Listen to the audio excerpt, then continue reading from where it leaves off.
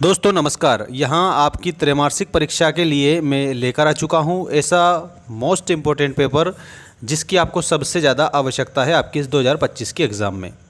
दोस्तों कक्षा 12वीं का आज हम पॉलिटिकल साइंस का ये त्रैमासिक परीक्षा का पेपर देखने वाले हैं। इसमें जितने भी मेरे द्वारा क्वेश्चन बताए जा रहे हैं सभी क्वेश्चन ऐसे हैं जो आपकी परीक्षा में छपने वाले हैं। इसका मतलब सभी मोस्ट इम्पोर्टेंट क्वेश्चनों को मैंने इसमें शामिल किया है। सारी चीज़ें आपकी किताब पर आधारित है, तो इसमें से क्वेश्चन 101% आएंगे।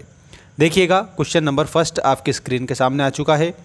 सभी बच्चे याद रखना, शुरू से लेकर आखिरी तक आपका जो आर्ट्स सब्जेक्ट के इम्पोर्टेंट जितने भी टेस्ट पेपर हैं वो हमारे इसी चैनल पर देखने को मिलेंगे, तो याद रखना चैनल से जुड़े रहें।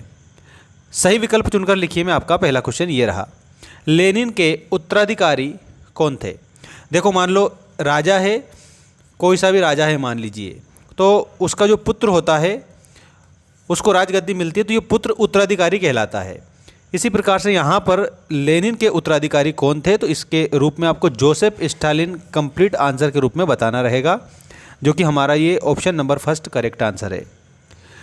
इसके बाद में दूसरा प्रश्न है, शॉक थेरेपी किस वर्ष अपनाई गई थी? ये जो शॉक थेरेपी है इसको दोस्तों अपनाया था और ये आपका कंप्लीट 1990 ऑप्शन नंबर थर्ड में आपको दिया है, ये आपका सही उत्तर हो जाएगा। सभी बच्चों को 1990 आंसर के रूप में याद रखना है।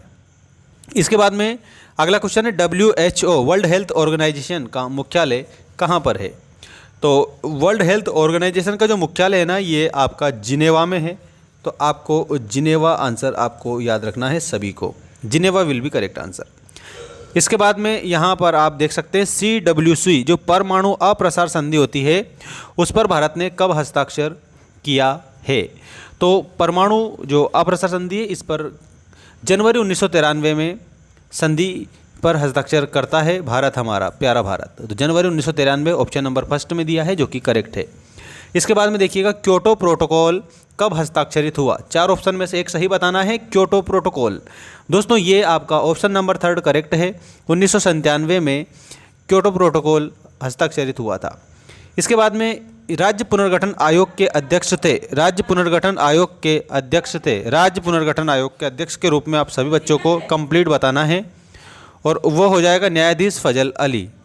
ठीक है, न्यायाधीश फजल अली आपका सही उत्तर ऑप्शन नंबर 4 में है दोस्तों, याद रखना सभी बच्चे। इसके बाद में आपका रिक्त स्थानों की पूर्ति कीजिए का पहला जो क्वेश्चन है वो आ चुका है, नोट करना सभी।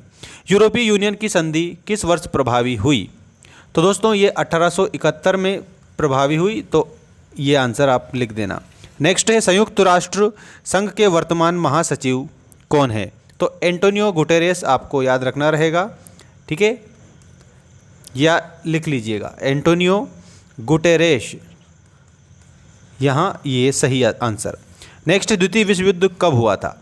दोस्तों द्वितीय विश्व युद्ध जो है ना, ये 1 सितंबर 1939 से स्टार्ट हुआ था, तो यहाँ पर 1 सितंबर 1939 से चालू हुआ था, जो कब तक चला?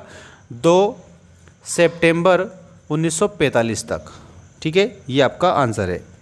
इसके बाद में लिमिट्स टू डॉकिट पुस्तक लिखी गई, तो ये क्लब ऑफ रोम के द्वारा, यहाँ पर आपको याद रखना है क्लब ऑफ रोम, ये आपका इसमें आंसर होगा। भारत में नई आर्थिक नीति कब अपनाई गई? 1991 में भारत में नई आर्थिक नीति को अपनाया जाता है ताकि हमारी अर्थव्यवस्था सशक्त बने, मजबूत बने। इसके बाद में स्वतंत्रता के बाद देश के 8वें प्रधानमंत्री के रूप में कौन थे?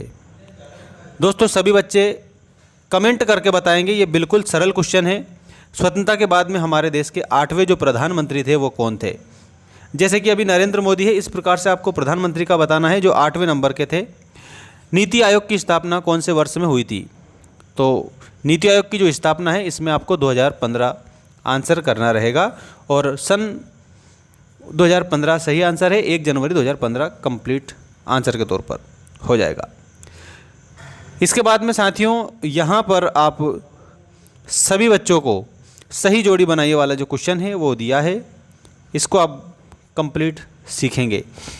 देखिएगा यहाँ पर पहला है आपका CTBT की स्थापना CTBT की जो स्थापना है, इसके रूप में आप सभी बच्चों को इसके सामने ही जो लिखा है ये आंसर है। ठीक है, बिल्कुल इसके सामने जो लिखा है ना, यही आंसर है, 24 सितंबर 1996। नेक्स्ट क्वेश्चन है आप लोगों का WTO, वर्ल्ड ट्रेड ऑर्गेनाइजेशन, इसमें आप लोगों को याद रखना है स्विट्ज़रलैंड में।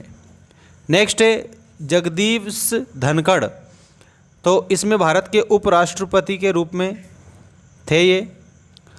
जयप्रकाश नारायण, जयप्रकाश नारायण के रूप में आप लोगों को संपूर्ण क्रांति याद रखना रहेगा। जयप्रकाश नारायण के आगे आप सभी को क्या याद रखना है? संपूर्ण क्रांति। अरुणाचल प्रदेश, अरुणाचल प्रदेश की ईटानगर और कांग्रेस पार्टी के संस्थापक A.O. ह्यूम, ये आपका सही उत्तर हो जाएगा। यहाँ पर आप सभी बच्चों को जोड़ी के बाद में अगला जो क्वेश्चन है वो मैं बता रहा हूँ, थोड़ा ध्यान से कंप्लीट आप करेंगे। एक वाक्य में उत्तर दीजिए वाला क्वेश्चन आपकी स्क्रीन के सामने आ चुका है और सभी बच्चे बढ़िया सीखेंगे और आगे बढ़ेंगे। सोवियत संघ में किस राजनीतिक दल का शासन था? दोस्तों कम्युनिस्ट पार्टी का शासन था, तो आपको क्या लिखना है यहाँ पर? कम्युनिस्ट पार्टी, ये आपका सही उत्तर। शिमला समझौता कब हुआ था? बताओ जल्दी से। 2 जुलाई 1972। ठीक है, तो इसमें आपको क्या लिखना है? 2 जुलाई 1972 को। ग्लोबल वार्मिंग क्या है? कार्बन डाइऑक्साइड, मीथेन, CFC के कारण ये ग्लोबल वार्मिंग होती है, मतलब कि पूरे विश्व का तापमान बढ़ जाता है इन गैसों के कारण। गोलकुंडा अगला आ जाएगा, हैदराबाद का प्राचीन नाम, क्या याद रखोगे? गोलकुंडा। इसके बाद में प्रथम पंचवर्षीय योजना की अवधि क्या थी? 1951 से 56, 1951 से लेकर के तो 1956 तक। भारत के प्रथम उपराष्ट्रपति डॉक्टर राजेंद्र प्रसाद। ठीक है, डॉक्टर राजेंद्र प्रसाद आपका सही उत्तर होगा। बाकी आपको और नेक्स्ट वीडियो में बताऊंगा, तब तक आप बने रहिए हमारे साथ। मिलते हैं नेक्स्ट वीडियो में। धन्यवाद। सभी बच्चे अच्छे से आप सीखेंगे।